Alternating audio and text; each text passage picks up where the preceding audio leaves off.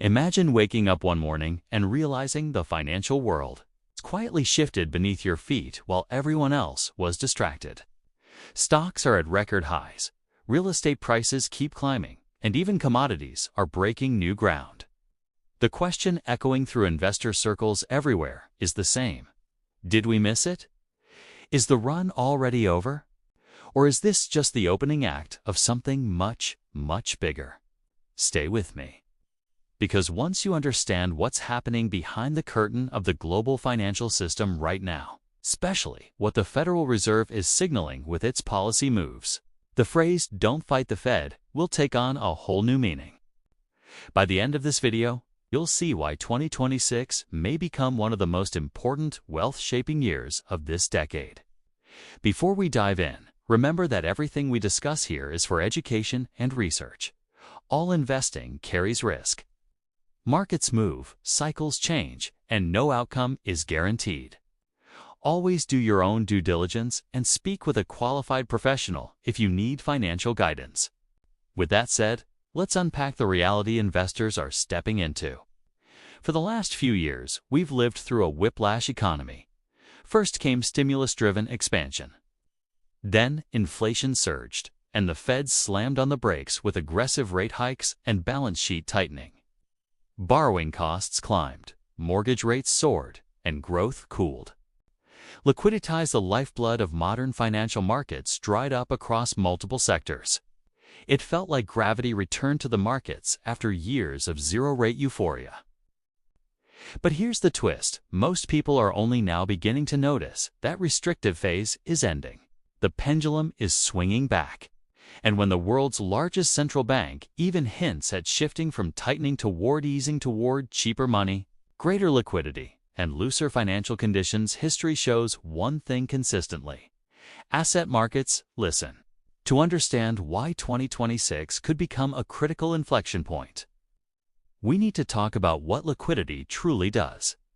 When the Fed reduces rates or expands its balance sheet by purchasing financial assets, it isn't just pushing buttons on a spreadsheet, it's changing incentives across the entire economic system. Lower yields make borrowing less expensive. Corporations refinance debt. Consumers regain purchasing power. Housing demand wakes back up. Capital starts flowing into risk assets. Discount rates fall, valuations stretch, and suddenly what once looked expensive doesn't seem so expensive anymore. Liquidity acts like oxygen, invisible, but absolutely essential. Remove it and markets gasp for air. Add it back and prices lift almost everywhere at once. And that's why the phrase, "don't fight the Fed," isn't just a slogan, it's one of the most powerful unwritten rules in modern investing. When money gets cheaper, assets historically perform. Not every sector, not every company, and not every investor experiences gains equally, but across cycles, the pattern has repeated again and again. That doesn't make it risk-free. It doesn't mean markets move in a straight line. But ignoring liquidity trends has punished far more investors than it has rewarded. Here's where things get really interesting. For 2026, policymakers are confronting a delicate balancing act. Inflation cooled from its extremes, but debt loads, both public and private, are massive. The cost of servicing that debt becomes crushing at elevated interest rates. Cheaper money doesn't just stimulate growth, it also makes existing obligations more manageable. A slightly weaker currency can improve trade competitiveness, ease debt burdens in real terms, and support domestic spending, even if it introduces longer-term distortions. That trade-off may become one of the defining macro themes of the coming years. But cheaper money has side effects. Inflation doesn't simply vanish. Wealth inequality can widen as asset owners benefit from appreciation while wage earners struggle to keep pace. Purchasing power erodes over time, nudging savers out of cash and into risk assets, whether they feel ready or not. And if liquidity injections continue too aggressively or for too long, bubbles can form not overnight, but slowly, one repriced asset at a time. That's why understanding how to position yourself thoughtfully, strategically, and with realistic expectations matters now more than ever. So, what does all of this mean for investing in 2026? It means we're moving from a period of survival to a period of adaptation. The key is to look for quality. This isn't about blindly chasing every hot trend. It's about identifying strong businesses with solid balance sheets that can thrive in a lower rate environment, but also withstand any unexpected bumps. It's about being selective. Not all assets will benefit equally. Look for sectors with real, fundamental tailwinds, like technology driving productivity or infrastructure modernization. And it's about diversification. A world of easy money can also be a world of volatility. Owning a mix of assets, including those that can hedge against inflation like certain commodities or real assets, becomes crucial. This is the time to be forward-looking, not reactive. The market narrative is shifting from how high will rates go to when and how fast will they come down. Understanding this pivot is the first step toward navigating the next few years successfully. The decisions we make now, as this new cycle begins, could have a profound impact on our financial futures. The key idea is simple. Cash just sitting in your bank account is at risk of losing value faster than most people realize. When real yields fall and our currency's purchasing power weakens, assets that thrive on liquidity like stocks, ETFs, and even real estate tend to become magnets for capital. It's not that they suddenly become more productive overnight, it's because the yardstick we use to measure them, the dollar, is getting stretched. In this kind of environment, precious metals like gold and silver deserve a special look. Historically, they respond well to easing cycles because they're priced in currency units. So, when the value of those units goes down, it just takes more of them to buy the same ounce of metal. This doesn't guarantee huge price jumps every year, but over the long haul, metal prices tend to reflect the gradual debasement of currency. Think of them less as a lottery ticket and more as a long-term store of value, especially in a world where debt is high and policymakers are using looser financial conditions to keep things stable. But here's the part many investors miss. Stocks, particularly broad, diversified index ETFs, have historically been some of the biggest winners during these cycles. When money becomes cheaper to borrow, businesses can expand, refinance their debt, and invest in growth. Market leaders often strengthen their positions, and tech and infrastructure companies can scale up faster.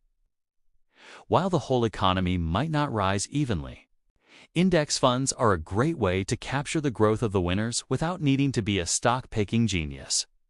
Consistently investing a set amount over time, a strategy called dollar-cost averaging, has proven to be more effective than trying to perfectly time the market dips.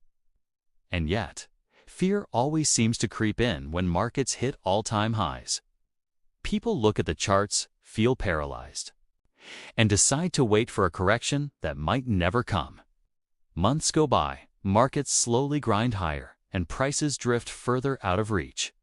Before you know it, you realize the biggest risk wasn't buying too early. It was sitting on the sidelines while inflation quietly ate away at your future. Now, let's pivot to real estate, because 2026 could bring a major shift. High mortgage rates have kept millions of potential buyers out of the market. Some could afford to buy, but chose to wait for better rates, while others were simply priced out. If financing costs come down significantly, that pent-up demand won't just trickle back into the market, it will flood in. And whenever demand surges past the available supply, prices are going to move up. The first movers in this scenario usually benefit the most.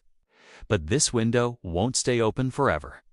Prices can adjust quickly to reflect cheaper borrowing costs. So, if you're thinking about buying property in 2026, remember you're not just competing with other buyers. You're competing against time itself. So what's the smartest strategy here? It's not about trying to predict the exact tops and bottoms of the market. It's about building your exposure to appreciating assets gradually, consistently, and with discipline. For 2026, this could mean a few things. It might mean using precious metals as a long-term hedge rather than a short-term gamble. It could mean prioritizing strong, broad ETFs that capture the overall growth of the economy instead of chasing speculative hype. And it might mean getting ready for real estate opportunities before everyone else jumps in and competition gets fierce. Above all, it's about understanding that the people who really benefit in these environments are rarely the ones sitting in cash, waiting for a crystal clear signal. They are the ones who patiently build their positions while uncertainty is still scaring everyone else away. Let's also set some realistic expectations. Not every asset that did well in the past will deliver a repeat performance. Markets have their cycles. Some years are explosive, others are steady. A smart investor approaches 2026 with realism, not greed or fear. An average return of 8 to 10% per year in a strong asset class might not sound dramatic, but when compounded over decades, it is absolutely life-changing. The goal isn't to get rich overnight. It's to avoid falling behind in a system where money itself becomes less valuable every single year. Let's talk about the future, specifically 2026. Will there be volatility? Absolutely. Expect corrections, scary headlines, panic dips, and people screaming about the next big collapse. But here's the secret. All that noise is simply the price of admission for building long-term wealth. The investors who look back years from now and smile are the ones who kept investing right through the chaos, not the ones who tried to time every single market swing. So, what's my game plan for 2026? It's simple. Discipline over prediction. I'm focusing on stacking up assets that appreciate, not hoarding cash that loses value. I'm consistently dollar-cost averaging into broad market ETFs, no matter what the news says. I'm also looking to selectively add some real estate once financing gets a bit easier. And of course, I'm holding on to precious metals as a solid hedge against currency devaluation. The most important thing to remember is that market cycles are driven by liquidity, by the flow of money, way more than by daily news headlines. History shows us one thing very clearly. When central banks like the Fed make money cheaper and easier to borrow, the markets pay attention. Capital always flows to where it's treated best, and wealth tends to concentrate with those who own assets, not just those who earn a wage. Years from now, many will look back at 2026 as a pivotal moment. It's the moment they either prepared for the storm and stepped in, or they just stood on the sidelines and watched a massive opportunity pass them by. You don't need a crystal ball to predict the future to benefit from it. You just need to understand the environment you're in and act with a clear plan. So, ask yourself this. When liquidity comes flooding back, when money gets cheap again, and when asset prices start their next big run-up, where will you be? Will you be on the sidelines, waiting for a guarantee of certainty that will never come? Or will you already be in position, ready for the new world that's forming right now? Because like it or not, when the money printer turns on, it doesn't just change numbers on a screen. It changes destinies. In 2026, the people who truly get that and plan for it won't be fighting the system. They'll be moving with it, riding the wave instead of getting crushed by it. Thanks for watching, and don't forget to subscribe for more insights on building your financial future.